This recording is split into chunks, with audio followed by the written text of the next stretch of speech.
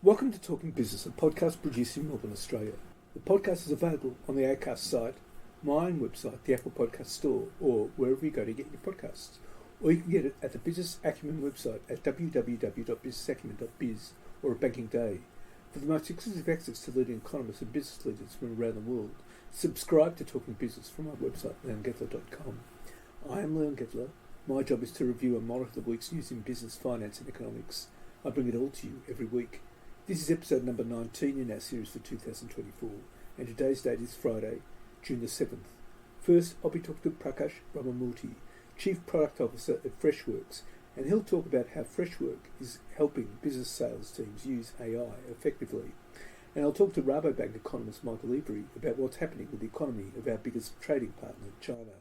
But first, let's talk to Prakash Ramamurthy. Prakash, tell us about Freshworks. Yeah, Freshworks is a cloud-native software company that provides software as a service along two pillars. One for customer-facing solutions and then an employee-facing solution. For customer-facing, we have customer support, Salesforce automation and marketing automation, all integrated into a single unified suite. And from an employee-facing perspective, we have ITSM, ESM, and ITOM capabilities, which are suitable for employee self-service and providing ability to monitor your applications and so on and so forth. So those are the broad pillars of capabilities that we have at Freshworks.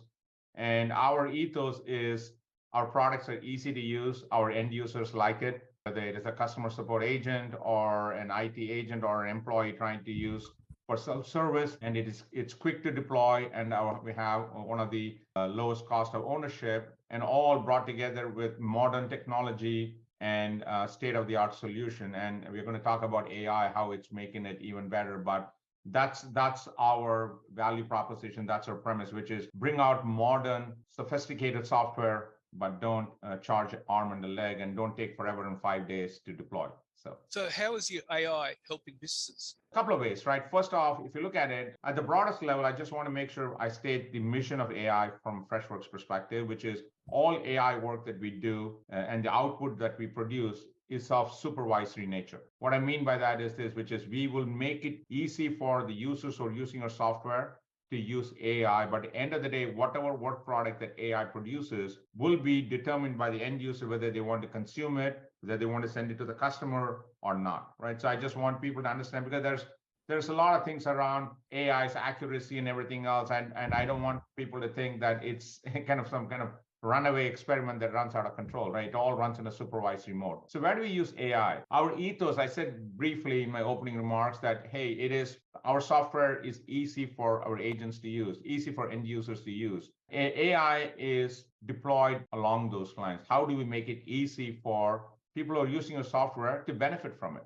I'll give you a very simple example, right? If you're a customer support agent, you're chatting with a bunch of customers. Usually, if you're an agent, you're having 5 or 6 conversations you're expected to keep running in parallel, right? That is because it's asynchronous, you keep those threads running. So the way you respond back to the customer, depending on their sentiment, their angst and everything else, needs to be perfect, right? It needs to be more empathetic.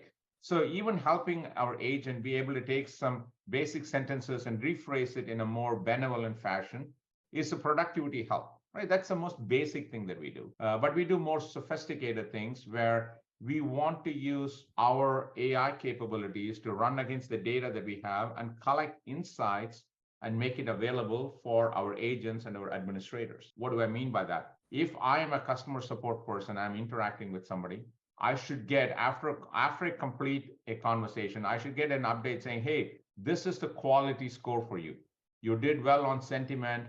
You didn't do so great on crisply answering the question, and so on and so forth. So for us, AI is an enabler for our end users. It's an enabler for our administrators. That's how we perceive that. And it runs across the gamut. It's kind of foundational for all our product lines. What are the key issues that you as a software provider seek to address for your customers? Through AI or in general? Well, through AI. Look, there is a couple of things, right? One, every product collects a lot of data. Very few provide insights, right? So that is one of the primary things we're trying to do. We want to provide insights through AI. That's number one. Number two, look at it this way, right? We want to radically change the way people interact with software. When you look at it, Leon, when your brain thinks about something, it thinks about it in a linear fashion where you want to articulate what you want to do. Hey, I want somebody to get me a new computer because my computer isn't working. That's how you think as an employee. You don't think of it like I got to go to this page, fill out this form. That's not how the human brain thinks. So how do we use AI to change the paradigm in which our end users interact with our software? Right? That's another area where we're investing in. So inside AI first product interaction. Those are some of the areas where we are investing in right now. Outside of the fact that we want to have nifty little places where we make AI be augmenting our agents, our admins to be able to do their jobs better. You've recently announced new GPT-based conversational enhancements. So can you share more about these enhancements? Yeah, absolutely. Say, I'll give you a couple of examples. Right? I just gave you one early on about paraphrasing a response back to a customer. If an agent wants to send a response back and he or she just puts a skeleton of it, you can say rephrase it. It'll go to it'll use the GPT API, get it more rephrased, and then the agent can look at it before they send it off to the customer. And that's a very common use case that we went live with. Another one is this, which is many times I'm sure you would have done this. You're talking to an agent and you're not getting the answer you want to hear. You would say, hey, can I talk to your manager? Or when you're chatting with them, you want to say, hey, I know this is what you think the policy is, but I want to talk to your manager. But let's say you've been having a conversation with the agent over the last 15 minutes, and you now want to transfer to an agent, to your manager, and the agent has to now type everything to the manager, or the agent can say, summarize, and we use GPT to summarize the entire conversation into 5 or 6 bullets as a private note so that the supervisor sees everything in context and within a few minutes knows what it is about so that they can respond better to the customer. So that's just another example. So we have a dozen little examples like this that we have developed. For example, in marketing, one of the biggest challenges in marketing is email open rates when you send out a marketing campaign, right? And the subject header a lot of times drives people's attention. So how do you use GPT to create a more compelling subject header based on the tone and the sentiment you want to use in those email campaigns? That's another thing, right? Another one is to be able to create FAQs based on customer questions that are coming in and the answers that the agents are giving. So there's a dozen little things like this we just went live with, and we're working on a lot more things where we want to fundamentally change the way people interact with our software. Right, okay. So how will generative AI and ChatGPT revolutionize customer and employee experience? It will make the agents be more productive. It'll make the employees be able to get all the services that they need in their channels of choice, whether it's Slack or Teams or whatever it is. It'll make interactions with software more intuitive. Therefore, it makes everybody more productive all around, whether it is the agents, whether it's the employees, people who are requesting services and people who are delivering services in the customer service world, whether it's employee or end customers. The whole process gets better because AI brings the right insights. It guides the agent on what the right next best action is, and and it helps them interact with the information that they can be brought to bear in a more productive fashion. That's how I think things are going to be fundamentally better going forward, because it will make us use software the way we think instead of how the way the software is being designed. So I say, we are going to move more to conversations, not clicks. When you use software today, you click your way through software all the time. You create real interaction. Exactly. And real conversations. Yeah, like you and I are talking, right? I mean, we are exchanging information. We are not doing it through clicks. That's not how humans think and behave.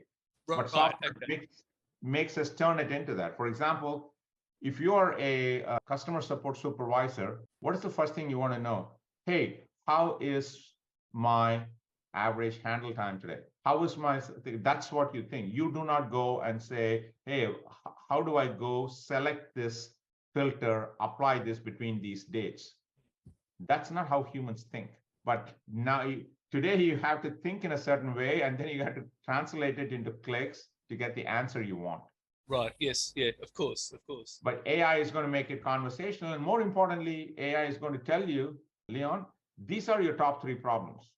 You don't need to divine what the problem is and then go search for the answer. I am going to tell you what the three problems are. You should focus on after you go get your cup of coffee. That's how it's going to transform it. Well, that'll make a much better workplace and a much better business, I would think. That's for sure. Well, Prakash, thank you very much for your time. I appreciate it. Thanks for giving me the chance. And now let's talk to Rabobank economist Michael Every. Well, Michael, the Chinese economy is bedeviled with problems. We've discussed this. The country is suffering from slowing economic growth, stagnating productivity, a malfunctioning property sector, the misallocation and inefficient use of capital. There's debt and weak household income and consumer demand. But what isn't clear is how Beijing should fix these problems. So what's your view about this? Well, I'm glad you've read out that list, because usually it's me who lists them and you who start with the more kind of optimistic kind of bent. The issue is now, I think that's not the right way to be looking at the problem at all, because even though we have seen, better data of late, and the IMF have just upgraded their expectation of growth for the year back to around 5%, and we are seeing Beijing starting to ask some questions about, how it can stabilize the property market. It's talking about socializing the whole thing, by the way, how they can try and boost consumer spending a little bit at the margin. Overall, the message from Beijing is still clear. They're quite happy with it the way it is. They know they've got these problems. They're not prepared to adopt any of the consumer-friendly, spend like crazy, here's a stimulus check, go and get another credit card, let's juice house prices, kind of nonsense that the West has been addicted to for decades to our detriment. And instead, what they are doing, and you have to look at this flip side, they are producing, or they have an economy which is producing a mind-blowing quantity of goods with which they are flooding the entire world. Everywhere you look, product sector after product sector is being dominated by Chinese producers, which is the flip side of having very weak consumption. And they are deindustrializing country after country, sector after sector, and emerging as, literally the go-to guys for just about anything that you need for a green transition, or in the future to even just drive. And after they've done that, of course, they'll move on to planes, they'll move on to whatever. If you're China, in which way is this bad? They simply don't care that consumers aren't out there spending a go-go, because that's never been their goal. They only need enough consumer spending to keep things stable. And if you can say, well, you're gradually becoming the main or only producer of everything, which cements your global power and role in the entire global economy, where's the downside? So my answer is they're not going to try and fix it. Not in terms of maybe how you're conceiving it in its totality. This focus on industrial policy is boosting what I believe the CCP calls it new productive forces. So they're trying to flood the world with scientific and technological tools such as batteries and industrial machinery, semiconductors, computing, artificial intelligence, robotics, all of that stuff, pharmaceuticals. But can that actually work? Because China's no doubt the world's leading manufacturing nation, but it can't create a climate of economic innovation with all those rigid politics and governance and exclusionary approach to institutional building. No, it can't.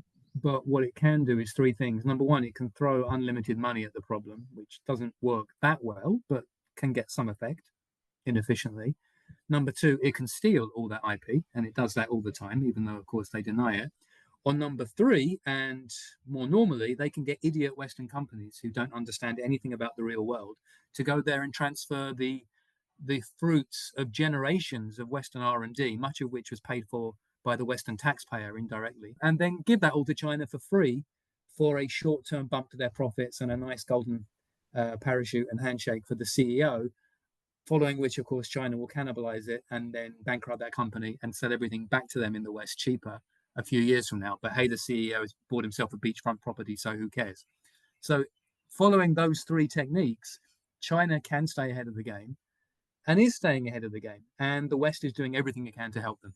The problems with this new economic strategy is things remain unclear. I mean, how will it be financed? And you've got all these local governments that are in China that are financially strapped. That's true. Absolutely. They have a staggering level of debt in the local government sector, which de facto, of course, will be the central government, which de facto, of course, will be the central bank. So we're seeing the underlying inefficiency of the system. But as I said, we have an underlying inefficient system in China, which on the other hand is producing a vast quantity of stuff, which is dominating world markets and means that at the drop of a hat, they can produce as much of anything as they need. And that has consumer implications, industrial implications, and let me be blunt, military implications. So it's a pretty handy trick to have in your back pocket.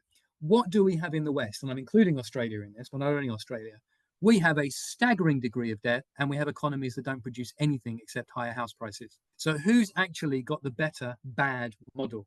They're both bad models if you want to be sustainable in the long run. But if you're going to put the two against each other head to head, which one would you rather have? A dynamic liberal Western system which produces innovation, which we then give to China for free because somebody gets to have a beachfront property and overpriced property and we don't make anything else, or a system which also has too much debt, also can't balance itself out, but in the interim is able to produce more than enough stuff to actually dominate the real economy of others, and if necessary, if push comes to shove, to outproduce them on every kind of military good.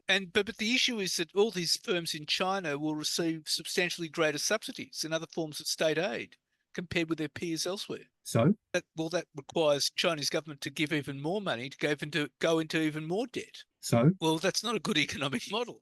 I just described that it is not a good economic model when you produce everything the world needs and they're reliant on you.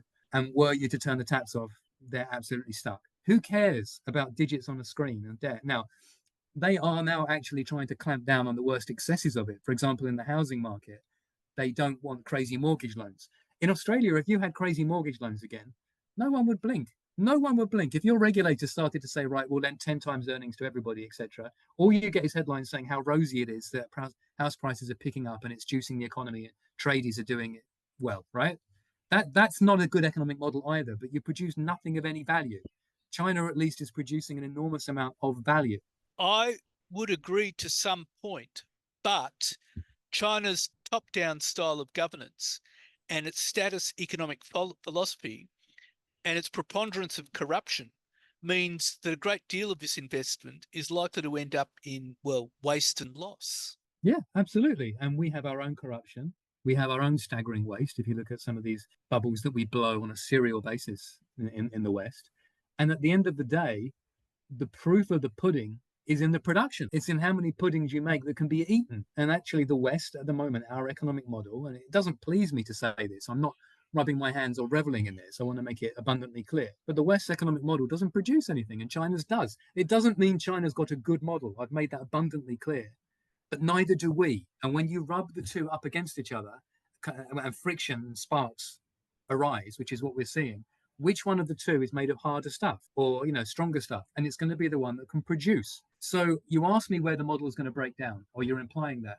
It's not in any of the mechanisms you're describing. It's not going to internally suddenly say, that's it, we've had enough now. It's going to be the West waking up and saying, well, we're not going to buy anything from China. The only response is to put up 100% tariffs like Biden just did on EVs across the board and say, right, we will reindustrialize and we will start to do everything ourselves. But that means no more technology transfer to China, no more investment in China, complete decoupling, and therefore, of course, a complete breakdown stage by stage of trade with China, which will split the entire global economy into different blocks. And every time you start saying that, the West backs off and says, but we love free trade, and starts, trying to go back to old mantras which no longer apply. So the end game is pretty clear if the West wants to actually see what it needs to be. And if it doesn't, China wins. Right, but the CCP persistently conflates industrial policy with innovation, which is not the same thing. No, but it won't be in the West either. I mean, we have got innovation in the West, absolutely, in some locations. What was the last thing Australia innovated? Nothing, right? So there is some innovation. It's mainly happening in Silicon Valley and a few other locales. But the issue is, what do you do with it? What's the point of having an innovation if you then don't make it at home? You don't capture that value chain domestically. You just give it to somebody else. Here's the solution to the maths problem. I'll give it to some other kid to get the A in their homework. I'll just sit here smug in the corner. It doesn't make any sense. China doesn't do it like that. And the West eventually will move the same way. But as I said, to understand the totality of what I'm arguing here, you have to understand what the end point is in that particular journey.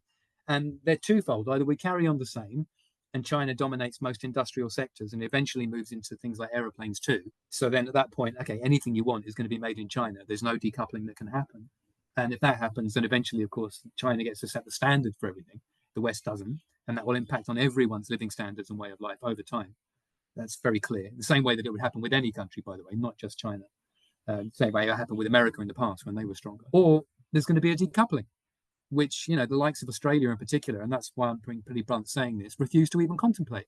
So those are your two end goals or your two end destinations, and you can sit there trying to straddle both of them as they kind of go off at 90-degree angles to each other, but eventually it's going to rip you in half. Okay, but large firms and a strong top-down industrial policy don't protect an economy against bad macroeconomic outcomes. And there's no substitute for good macroeconomic governance and well-institutionalized technology ecosystems. Yeah, and I wish we had some in the West, because we don't. We've got terrible macroeconomic governance and very little innovation. Right, and China can't say they have the same. How about either? No, but again, I don't want to keep repeating myself. They're both rotten systems, but it does sound to me, with the greatest respect, Leon, like you're clinging to some view of what the West is, which it isn't. We don't innovate very much. We don't invest hardly at all. And when we do, we just give away the fruits of all of it immediately. So we don't have also good macroeconomic governance. We've got too high inflation. China's got deflation. Now, you might turn around and say, oh, deflation is shocking. I'd love to see a bit of deflation in the West. Wouldn't you like to see consumer goods prices coming down for everything, so people actually got more money in their pocket? Wouldn't you like to have that happen because we're so efficient at producing things again that companies can make a profit while selling things at a lower cost per item? That's how America did things in the 50s and the 60s, and even before that too. Why can't we do that? China is doing that. We've got inflation stuck well above target and interest rates far lower than they should be, because we're afraid to put them where they need to be, because that will hurt homeowners, and we can't do that because they are our sacred cow in the same way that the CCP has its sacred cows. Well, Michael, that's all quite sobering, and thank you so much again for your time. You're welcome, Leon, and please don't take it personally, but I think these are important issues. And I think so too. I know you have an important audience, and I hope they're listening to this and absorbing it.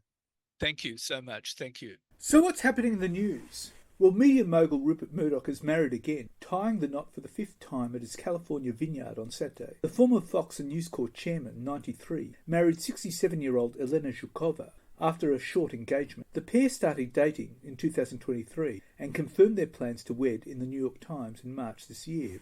Zhukova, a retired molecular biologist, was introduced to Murdoch by his third wife, Wendy Deng. Moscow native Zhukova was previously married to billionaire Alexander Zhukov. This will be her third marriage. Zhukova is the mother of Daria Zhukova, who was married to Russian oligarch Roman Abramovich, the former owner of English Premier League soccer team Chelsea. The wedding took place at Murdoch's exclusive Bel Air vineyard and estate at Moraga. Murdoch purchased the secluded Los Angeles property in 2013. Murdoch stepped down from the top job at News Corp late last year, handing the reins to his eldest son, Lachlan. He continues to be involved in the media empire as a chairman emeritus. Despite stepping back from official duties across his media empire, Murdoch is still seen as its figurehead. Last month, Prince Harry failed in his attempt to bring legal action against Murdoch directly as part of his lawsuit with other politicians and celebrities over alleged phone hacking claims against News Group newspapers, part of the News Corp empire which publishes The Sun and used to publish the now-defunct News of the World. Lachlan Murdoch, meanwhile, has been contending with flagging viewership and advertising at local Fox stations through US presidential primary season, though he expressed confidence they would rise through the general election. The wedding comes amid a difficult time for News Corp's Australian publishing empire, with journalists being informed on Wednesday of a newsroom restructure which is likely to result in more job losses as the company seeks to save up to $65 million.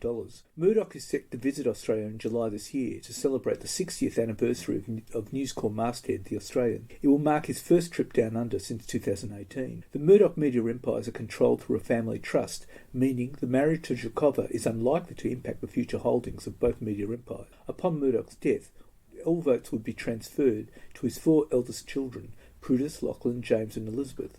Murdoch has 6 children from his first 3 marriages. It was only in March 2023 that Murdoch was engaged to a different woman, Anne Leslie Smith, before calling off the wedding in April after he reportedly became concerned about Smith's ultra-conservative and evangelist views. And Australia's economy is on the verge of crawling to a standstill, with the nation's March quarter national accounts weaker than expected. GDP slowed to 0.1% on quarter and 1.1% on year from respective growth rates of 0.2% and 1.5% in the December quarter. Growth was slightly below consensus of 0.2% and 1.2%. It's the slowest annual growth rate since the December quarter of 2020. GDP per capita fell for the 5th consecutive quarter, falling 0.4% in March and 1.3% through the year. Excluding population growth, the economy in per capita terms has been flat or in retreat since the start of 2023, as the Reserve Bank's interest rate increases aimed at curbing inflation has squeezed mortgage holders and other borrowers. The year-on-year growth pace was the slowest since the December quarter of 2020, when the economy was mired in the COVID pandemic, the ABS said.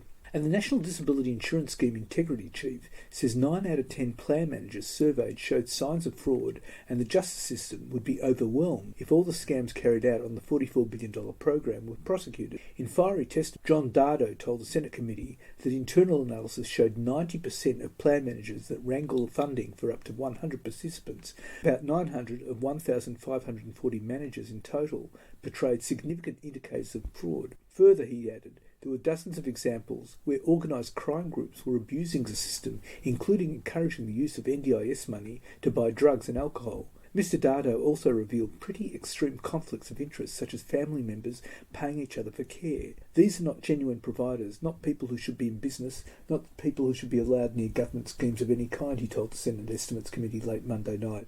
Asked in Parliament on Tuesday if he was allowing drugs to be trafficked under a scheme he designed, Disability Minister Bill Shorten accused the coalition of failing to properly administer the scheme. I agree that there are issues in terms of fraud in the scheme, but these issues of fraud did not start yesterday, Mr Shorten said, accusing the opposition of naivety. The rapid growth of the scheme is one of the strongest headwinds challenging Treasurer Jim Chalmers' budget.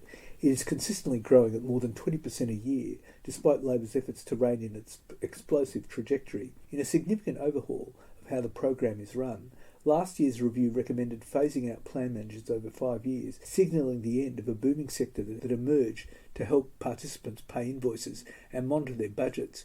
But Mr Dardo said more needed to be done, and sooner to rid the scheme of dodgy operators, meaning both plan managers and providers of care. There are weaknesses in the design of the system that need to be addressed. We cannot prosecute or audit our way out of this, he said. He added stricter laws to help prevent participants from being defrauded by unscrupulous providers were critical to stopping the abuse of some of the society's most vulnerable. Mr Dardo said a very significant number of providers had been found to be selling drugs to participants. Asked which drugs, and if it included heroin, cocaine, speed and ice, Mr Dardo said, you name it, it's on the list. Mr Dardo said he had recently spoken to a participant who would meet their provider at an ATM, where the provider would withdraw cash and provide that cash to the participant for her to source illicit substance. Fraudulent providers peddling drugs were returning even when they had been exposed, he said. They're coming across as a different entity, or they are establishing other providers, or are coming back as an unregistered provider. There is a whole series of patterns. And Treasury Secretary Stephen Kennedy has conceded the department did not anticipate the post-pandemic surge in migration, blaming the frankly poor forecasting performance to a failure to anticipate a sharp rise in foreign student numbers. Did Treasury get the numbers wrong? Yes. Treasury migration recovered from the pandemic much more rapidly than we anticipated, Dr. Kennedy told the Senate. While net arrivals totalled a record 528,400 in the 12 months to June 2023, last year's federal budget underestimated this figure by 24%, Dr. Kennedy told the Senate Estimates Committee. That's frankly poor performance on our behalf, Dr. Kennedy said.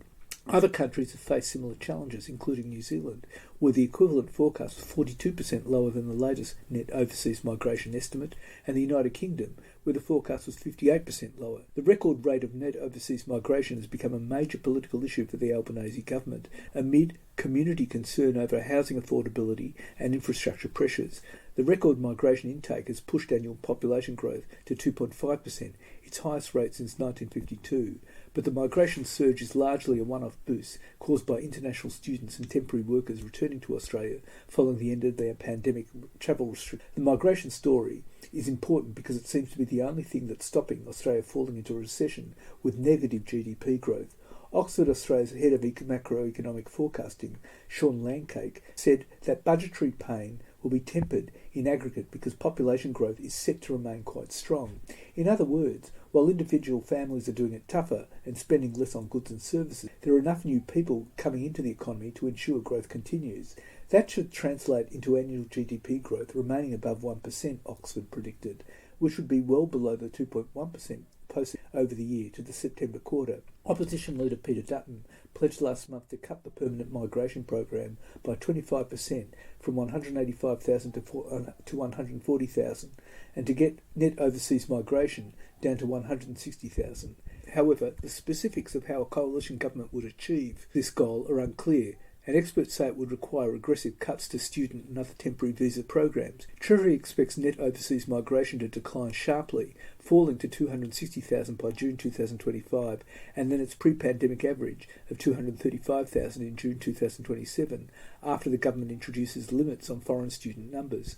Dr Kennedy said that when Australia reopened its borders, there was a large catch-up in overseas arrivals in a compressed timeframe, largely driven by a sharp increase in the number of foreign students. And yoga instructors, martial artists and dog handlers have beaten some construction trades to a spot on the government's draft priority skills list for migrants, despite the dire need for workers to tackle the nation's housing crisis. As the government faces a shortfall of 90,000 construction workers to meet its target of 1.2 million homes by the end of the decade, the latest list of occupations that can be fast-tracked into the country includes wellness professionals, while trades including plumbers, bricklayers and cabinet makers remain under consideration. Parliament is locked in a fierce argument over the role of migration in housing affordability, with a debate over who qualifies for the overseas skills list being fought at the same time as the government strives to drive down the total number of people arriving in Australia while increasing the supply of homes. It follows a stoush between the government and the building sector in December, when tradies were left off a streamlined high-skilled professional visa category amid union calls to ensure Australian jobs were prioritised. Build Skills Australia, which was commissioned by Labor to help solve Australia's housing workforce crisis, said in a submission on the core skills list that boosting the proportion of migrant construction workers would rebalance the effect arrivals had on housing demand. Does the world really need more yoga instructors at this point in time? Build Skills Head of Research Rob Sabira said, "I'm not diminishing the importance of that as an occupation or the validity of it, but from the perspective of our economic priorities in this country, our social and economic priorities, it would seem to us that we should really be prioritising basically any skilled trade." The Albanese government's Jobs and Skills Australia has released 3 draft lists for occupations relating to a new core skills migration stream, those it is confident should be on or off the list, and those requiring more consultation. The new agency has introduced yogis and martial artists on roll call of occupations it is confident will make the list, which also includes electricians, carpenters and joiners and civil engineers. But painters, roof tilers, stonemasons and other tradespeople needed to address the housing crisis have been targeted for consultation. And the Fair Work Commission has warned that stalled productivity and falling profits in the retail and hospitality industries remain barriers to reversing the fall in real wages since the pandemic. The Wage Panel on Monday increased rates in 121 awards by 3.75% from July the 1st to assist 2.6 million minimum award workers with cost of living pressures. It could not justify pay rises significantly above inflation after recognising productivity was weak and jobs and hours were falling in industries hit by lower consumer spending. The pay rise, below the upper end of market expectations, affects about 25% of the workforce, from hospitality workers on up to $66,000 a year to pilots on more than $150,000. Employers said the decision means productivity must be a priority for future wage talks, while some economists predicted it would lead to wage growth slowing down faster than expected. Australia Industry Group Chief Executive Ines Willicks said the decision was moderate, only relative to the ACTU's 5% claim, but still somewhat on the high side. The decision underestimates some of the challenges facing industries doing it tough, he said. More positively, it recognises that real wage rises are only sustainable when aligned with productivity increases. Australian Chamber of Commerce and Industry Chief Executive Andrew McKellar, who called for a 2% increase, said the decision was above inflation and would test the acceptable limits for businesses. And company directors would be asked to disclose their sexuality, age, any Indigenous heritage and disabilities under far-reaching updates to the principles governing ASX companies that some board members, company secretaries and investors warn are misguided. Zipco Chair, leading diversity advocate Diane Smith-Gander, said that while Australian boards understood the need for greater diversity, she was concerned it would become a de facto requirement. "I don't support the extension of the guidelines to include rules about the personal characteristics of directors," she said. "I don't think anyone should be compelled to make disclosures about their personal information if they don't want to."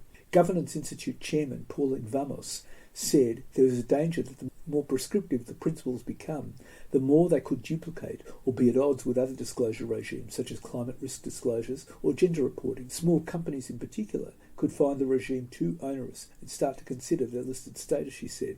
The ASX Corporate Governance Council, which is chaired by former Amherst partner Elizabeth Johnson, has received mixed feedback on its proposal to expand reporting on diversity beyond gender, following similar moves in the UK and on the Nasdaq in the US. In its proposed fifth update to corporate governance principles and recommendations, the Council has also called for the current gender target of 30% women on boards to be lifted to 40% and for board skill sets and skills gaps to be audited. Companies would need to report against the new principles by July 2025. Under the listing rules, companies are required to disclose when they fail to conform with the principles and give reasons why, under a framework designed to encourage boards to abide by the guidelines, which does not force them to do so.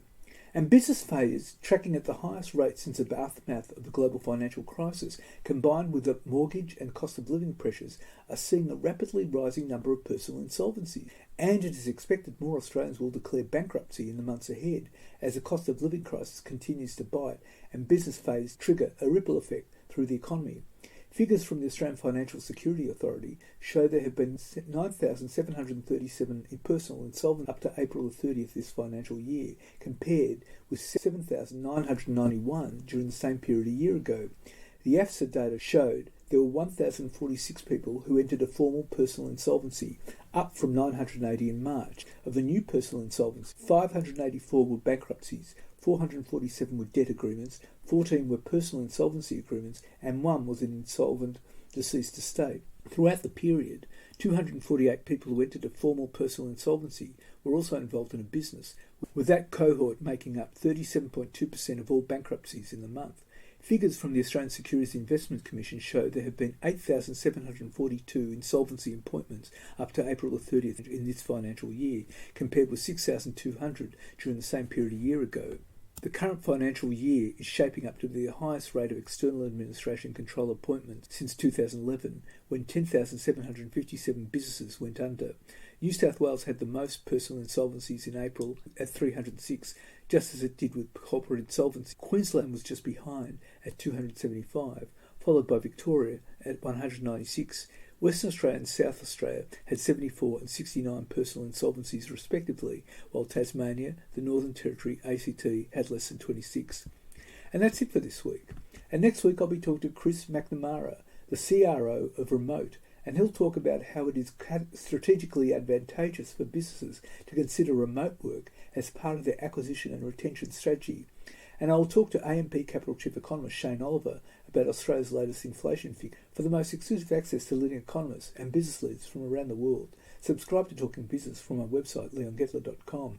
If you like Talking Business, please leave us a review with Apple Podcasts. Thank you in advance. In the meantime, you catch me on Facebook, Twitter, Instagram, LinkedIn and YouTube. If you want to contact me, email me at leon@leongettler.com. I answer all emails. Wishing you all a safe and healthy week and looking forward to bringing Talking Business next week.